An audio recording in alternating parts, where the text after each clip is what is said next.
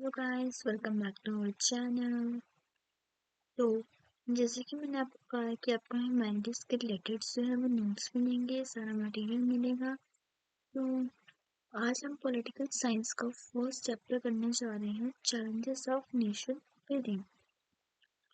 तो ये जो बहुत अच्छे नोट्स हैं आपको भी मिल जाएंगे। मैं आपको इसका लिंक शेयर कर दूंगी या PDF पर शेयर कर दूंगी। तो फर्स्ट है चैलेंजेस ऑफ नेशन बिल्डिंग। मैं रोज करके एक चैप्टर के नोट्स अपलोड करूँगी, ठीक है ना। बहुत अच्छे नोट्स हैं, इसमें सारा कुछ डिटेल्ड बताया हुआ है, ठीक है ना। इससे आपको ये हेल्पफुल लगेगा। तो पहला है चांसेस ऑफ नेशन बिल्डिंग। इसमें है कि इंडिया को इंडिपेंडेंस मिली थी 1947 से। में जो ब्रिटिश का जो रूल था तब वो खत्म हो गया था। हमारे ऊपर जो ब्रिटिश ने राज किया था, रूल किया था, वो अब खत्म हो गया था और हमें इंडिपेंडेंस मिल गई थी।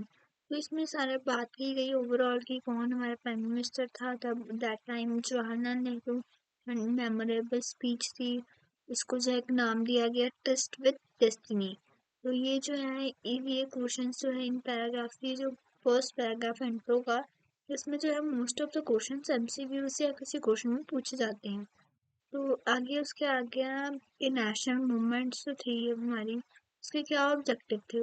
एक था डेमोक्रेसी को एस्टेब्लिश करना और प्रमोट करना वेलफेयर टू वीकर सेक्शन और पुअर जो होते थे उनको फैसिलिटीज प्रोवाइड करना। क्योंकि हर डेमोक्रेसी हर गवर्नमेंट ये चाहती है कि जो वहाँ का पुअर सेक्शन है उनको भी फैसिलिटीज मिले और हमारे देश से जो है वो पॉवर्टी खत्म हो जाए। तो आगे हमारे 3 चैलेंजेस आते हैं। To build the nation, to establish democracy and ensure the welfare of weaker section। तो बिल्डिंग नेशन वाली जो बात है हम इस चैप्टर में करेंगे।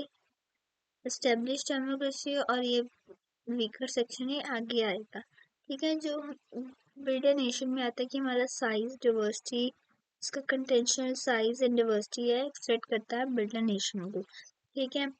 और कॉन्स्टिट्यूशन फंडामेंटल राइट्स में ये दिया हुआ कि सिटीजन को फंडामेंटल जो राइट्स दिए गए हैं उसके खिलाफ कोई नहीं जा सकता। तो इसलिए पॉलिटिकल कंपटीशन किया डिफरेंट सेक्शंस में स्ट्रेंथ की गया। इंडियन कॉन्स्टिट्यूशन वो बेस था इक्वालिटी पे जो प्रोवाइड करता है special protection to socially disadvantage groups को। एंड नेक्स्ट है यहाँ तक हमारा मेन बताया कि चैलेंजेस। अब जो बिल्ड द नेशन में था वो सारा अब आएगा कि to build the nation challenge में क्या था। एस्टेब्लिश डेमोक्रेसी हमारी सेकंड में आएगी और आगे जितने भी चैप्टर्स में हमारे वीकर सेक्शंस का ये कवर होता जाएगा। नेक्स्ट है पार्टीशन डिस्प्लेसमेंट एंड रिहैबिलिटेशन। इसमें था टू नेशन थ्योरी, आपने सुनी होगी। ये जो है वो बहुत इम्पोर्टेंट है, इससे हमसे डायरेक्ट क्वेश्चंस आते हैं। इसका लीडर कौन था, कब बनी, क्यों बनी, ये है क्या पूरी। चलो देखते हैं। ऑन 15 अगस्त 1947 इंडिया डिवाइड किया गया दो नेशन में, इंडिया और पाकिस्तान, ठीक है। तो ग्रोथ थी कम्युनलिज्म की अंडर से ब्रिटिश रूल, जो मेनली रिस्पॉन्सिबल था पार्टीशन। तो टू नेशन थ्योरी जो पुट फॉरवर्ड की गई बाय मुस्लिम लीग लीडर मोहम्मद अली जिन्ना, ठीक है। इनके this is the immediate reason of separation बना। अब आगे इसमें जो है मेन मैं आपको बता रही हूँ, ठीक है ना। इसमें पहले बताती हूँ। तो इसमें क्या हुआ हमारा, जब ये पार्टीशन थी इसमें टू नेशन थ्योरी हुई थी, वो होनी नहीं थी मतलब कि, पर जो है हमारे मोहम्मद अली जिन्ना ने कहा कि हमारे दो नेशन बननी चाहिए। तो एक ही नेशन रहना था, कोई पाकिस्तान कोई इंडिया ये सेपरेट नहीं होना था। हमारा अखंड भारत ही होता जैसे पहले था। नेक्स्ट आता है कैसे हुआ प्रोसेस, ठीक है ना। प्रोसेस ऑफ पार्टीशन जो था वो पेनफुल था। इंडिया को डिवाइड किया गया मेजॉरिटीज, मुस्लिम की मेजॉरिटीज जैसे कि रिलीजियस मेजॉरिटीज में मुस्लिम मेजॉरिटी एरियाज जो पाकिस्तान को बिलोंग करते थे और रेस्ट इंडिया को, ठीक है। इसमें कौन कौन सी प्रॉब्लम्स आई। There was a single belt of Muslim majority area in British India. Muslim mainly concerned concentrated in east side and west side. कहते कि हमारे दो बने थे, एक ईस्ट पाकिस्तान एंड एक वेस्ट पाकिस्तान। तो इसमें उसने कहा कि ये जो पाकिस्तान जो बना था हमारा, एक था कौन सा था, west Pakistan and east Pakistan. जो पाकिस्तान था, ईस्ट पाकिस्तान, वो अब बांग्लादेश बन गया 1971 में। वो आगे हम पढ़ेंगे। 1971 में हमारा बांग्लादेश बन गया। और जो वेस्ट पाकिस्तान था वो तो हमें पता ही है, जो पाकिस्तान है। ठीक है, ऑल मेजोरिटी मुस्लिम्स एरिया जो थे वो लाइक नहीं करते थे पाकिस्तान को ज्वाइन करना। जो ये जो थे हमारे खान अब्दुल जफर खान, जिसको फ्रंटियर गांधी कहा जाता है, ये भी एमसीक्यूज में क्वेश्चंस पूछे जा सकते हैं बोर्ड में। वो सपोज टू मर्ज करने से पोस्ट कर दिया विद पाकिस्तान। ठीक है, बट ऑपोजिशन राइज पर खान परवेज इग्नोर की। आगे आगे पंजाब एंड बंगाल जो है मुस्लिम मेजॉरिटी प्रोविंसेस थी, उनकी नॉन मुस्लिम बेल्ट थी, where the Hindus form majority and divide किए गए on the basis of religious majority at different levels. ठीक है, आगे आ गया कि लार्ज ग्रुप ऑफ पीपल जो थे वो जो थे इंडिया, मतलब कि ना इसको मेन में बताते हैं कि जो इंडिया वाले लोग थे वो पाकिस्तान में जा रहे थे। पाकिस्तान के एरियाज तो डिवाइड किए थे, कैसे फैमिलीज बिछड़ गई थी, तो वो सेपरेट नहीं होना चाहते थे। जो लाइफ थी मिनॉरिटीज की वो दोनों ही साइड मिजरेबल थी। ठीक है ना। नेक्स्ट आ गया कि हमने ये तो बात कर ली कैसे हुआ, कॉन्सिक्वेंसेस क्या आई, दिक्कतें क्या आई, प्रॉब्लम्स क्या उन्होंने फेस की। तो ये जो था पार्टीशन था अनप्लान था। ठीक है, ये सबको पता अनप्लान था। तो इसमें बहुत जो है स्ट्रैटेजिक ट्रांसफर हुआ, ह्यूमन पॉपुलेशन का इधर उधर लोग गए, जिससे जो है बहुत ज़्यादा मतलब कि अफरा तफड़ी मर गई और लार्ज स्केल ऑफ किलिंग्स हुई, एट्रोक्राइट्स हुए on both sides of border. People जो फोर्स करते थे run away and native places, life जो थी रिफ्यूजीज की वो मेजरेबल होगी, वुमेन चिल्ड्रन जो थे विक्टिम बन गए। जो लोग थे अपने ही घर के लोगों को मारना शुरू कर दिया, वुमेन्स को मारते थे ताकि जो है उनकी फैमिली जो है सेफ रहे और फैमिली प्रोटेस्ट के लिए। ठीक है, पार्टीशन जो था वो डिवीजन था एसेट्स एंड लायबिलिटीज का। ठीक है, नेक्स्ट आता है हमारा इंडियन नेशनल फ्रीडम स्ट्रगल जो था। सॉरी, एक लाइन रहेगी यहाँ पे कि पार्टीशन पार्टीशन वॉज डिवाइडेड और division of hearts and family. सिर्फ हार्ट्स और फैमिलीज का नहीं हुआ था, इसमें आगे हम पढ़ेंगे किन किन चीजों का हुआ। उन्होंने एक सोफा बेड एक एक चीज तक को नहीं छोड़ा। इंडियन नेशनल फ्रीडम स्ट्रगल जो थी वो एग्री नहीं करती थी टू नेशन थ्योरी को। After the partition 12% of Indian population जो थी वो मुस्लिम को बिलोंग करती थी। ठीक है, इसमें उन्होंने आगे कई चीजें बताई, यहाँ पे पूरा डिटेल नहीं दिया हुआ, ये आपकी बुक में होगा कि उन्होंने एक टेबल तो को, पेन को, पेपर को, इन सब चीजों को है जो वो पार्टीशन हुई, उनकी डिवीजन तक हुई। और जिसमें पोइट्स आर्टिस्ट जो थे, ऑथर थे, उनको उनके साथ बहुत बुरा व्यवहार किया गया। उन्होंने उनके बारे में उन्होंने एक चीज भी लिखी थी कि ये जो है ना हमारी ये line, partition was division of hearts and families, ये उनकी मेन लाइन थी। इसकी जो पोइट्स थे, जो ऑथर्स थे, उन सब की। नेक्स्ट आ गया integration. Under the British was divided into British India provinces. ठीक है ना, एंड प्रिंसली स्टेट्स जो थी वो अंडर थी control of Britain. 1/3 of British India belong करता था प्रिंसली स्टेट्स को एंड डिक्लेयर कर दिया था उन्होंने पैरामाउंटेंसी। पैरामाउंटेंसी का एक स्पेसिफिक जो है वो डेफिनेशन है, वो आपको मैं डिस्क्रिप्शन में दे दूंगी, वैसे इसमें लिखा होगा। They are free to join, उनको मतलब कि कुछ भी कर सकते हैं, इंडिया को ज्वाइन कर सकते हैं, उसको भी ज्वाइन कर सकते हैं पाकिस्तान को। ठीक है, रूलर जो ये लाइन जो है आपको लिखनी पड़ेगी उसमें। पैरामाउंटेंसी में। The ruler of Travancore declared that his state would independently. A similar announcement was Nizam by Hyderabad and Bewol Nawab. यानी कि जो नवाब होते थे, जो रिच पीपल्स होते थे वहाँ के, ये आगे गवर्नमेंट अप्रोच आ गई, यहाँ से गलती हुई थोड़ी। Interim government took the strong stand लिया उन्होंने, ठीक है, इंडिपेंडेंट स्टेट थी सॉरी, आईएनसी जो थी हमारी, उसने भी सेम स्टैंड लिया, यानी कि इंडियन नेशनल कांग्रेस ने, और मुस्लिम लीग जो थी वो हेल्ड करी थी व्यू जो प्रिंसली स्टेट जो थी should be free to take decision. जैसे कि सरदार वल्लभ भाई का जो है इसमें बहुत इंपॉर्टेंट रोल रहा है, जिसको डिप्टी प्राइम मिनिस्टर भी थे, होम मिनिस्टर भी थे, ठीक है। आगे हम बात करेंगे, 3 कंडीशंस आई। Most of the people of princely state wanted to become part of India.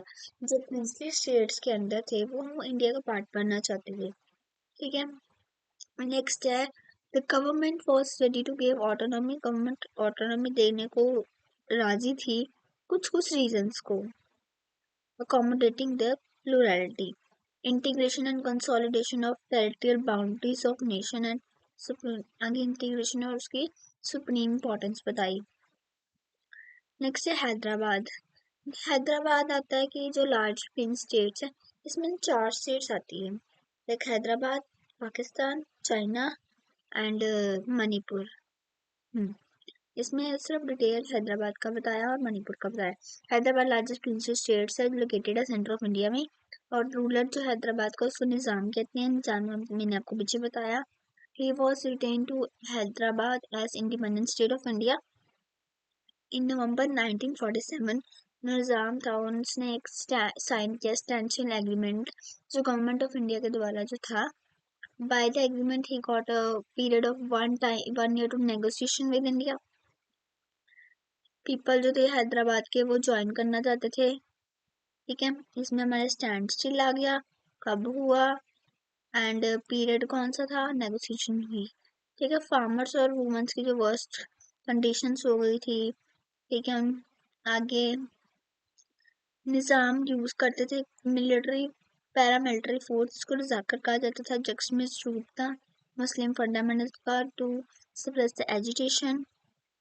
देखिए लूटेड रैप्ड पीपल को करते थे, ठीक है, रैप हुए कई पीपल्स, किल किए गए, लूटे गए, मारे गए। सेंट्रल गवर्नमेंट डिसाइड किया कि in 1948 Indian army enter into Hyderabad and today Nizam ने सेंटर कर दिया और हैदराबाद इंडिया के साथ मर्ज हो गया। मणिपुर में आता महाराजा बोध चंद्र का मेन रोल है, उसने एक साइन किया instrument of accession India government के साथ। द महाराजा ने agreed to join Indian Union on assurance and internal autonomy of Manipur should be retained. Public opinion का ही हेल्ड इलेक्शंस, ये जो है पहले इलेक्शन से सक्सेसफुल भी हुए, ठीक है। आगे the government exerted pressure on the Maharaja and succeed merger. उन्होंने ये जो है कब की थी, हमारी वो जो साइन हुई है इंस्ट्रूमेंट ऑफ असेशन सितंबर 1949 में। नेक्स्ट आगे वीक ऑर्गेनाइजेशन हुई, इसमें कौन कौन से नीडल्स हुए, इसमें जो लिंग्विस्टिक फॉर्मेशन हुई, लैंग्वेज के बेसिस में हुआ सब कुछ। During the colonial rule the state boundaries were on the basis of administration convents, ठीक है। इसमें लिंग्विस्टिक कल्चर यूनिटी के बारे में बात की हुई है, ठीक है। इसमें आर्टिफिशियल डिवीजन से प्रॉमिस किया गया लिंग्विस्टिक और reorganisation of state, but after independence there was a change in attitude, यानी कि जैसे कहते हैं ना कि इलेक्शंस के पहले और कुछ कहते हैं और बाद में और कुछ कहते हैं। आगे आगे हमारा विशाल आंध्र प्रदेश की भी सेपरेशन की बात की गई। इसमें इसमें आपके बुक में ना बॉक्स दिया हुआ है, लास्ट में चैप्टर जब खत्म होता है ना एनसीईआरटी क्वेश्चंस के पहले, वो उसको रीड करके जाना, वो इम्पोर्टेंट है, ठीक है ना। बाकी इसमें है कि 56 स्टेट ये सारा उसके बारे में बताया गया, 14 स्टेट और 6 यूनियन टेरिटरीज है, एंड थी पहले उस टाइम पे, एंड इतना है नहीं इस रीऑर्गेनाइजेशन में, बस इसका वो जो मेन बॉक्स है ना वो पढ़ लेना। एक बार मैं आपको अलग से शेयर भी कर दूंगी, ठीक है, उसके शॉर्ट बना के आप देख सकते हो। नेक्स्ट आते हैं इंपॉर्टेंट क्वेश्चन हैं कुछ। Who made the famous speech traced with destiny, chairman कौन थे? बिलिंगुअल, हाँ चेयरमैन ये रहा, चेयरमैनशिप ऑफ जस्टिस फजल अली, जिसने सबमिट की थी report with in 2 years। First linguistic state हमने आंध्र प्रदेश पढ़ लिया। टू नेशन थ्योरी किसके द्वारा की थी? मुस्लिम लीग के द्वारा। फ्रंटियर गांधी कौन थे? पीछे हमने पढ़ा, खान अब्दुल जफर खान, ठीक है ना। एंड नेक्स्ट आ गया हमारा, कौन से कंसेंट लेटर था इंडियन का पार्ट बनने का? कौन सी जो कंसेंट लेटर प्रिंसिपल स्टेट्स दी थी? Instrument of session iron man किसको कहा गया? सरदार पटेल को। टाइटल ऑफ हैदराबाद निजाम का रूल था। किंग कौन था? मणिपुर का भोजचंद्र, ठीक है। फर्स्ट स्टूडेंट जिसने इलेक्ट किया था यूएएफ, ये हमने पीछे पढ़ा, और सक्सेसफुल भी हुआ था। Gandhian who died in the formation of Andhra Pradesh पॉलिसी रमालू, ठीक है ना। इसमें जो थे वो उनकी डेथ हुई थी। स्टेट रीऑर्गेनाइजेशन कमीशन कब फॉर्म हुआ? ये मतलब कि ओवरव्यू और इम्पोर्टेंट चीजें दी हुई है। क्राइटेरिया क्या था, ठीक है ना। एक्ट कब पास हुआ? बाइफिकेट हुआ। टोटल नंबर ऑफ स्टेट्स कितनी है?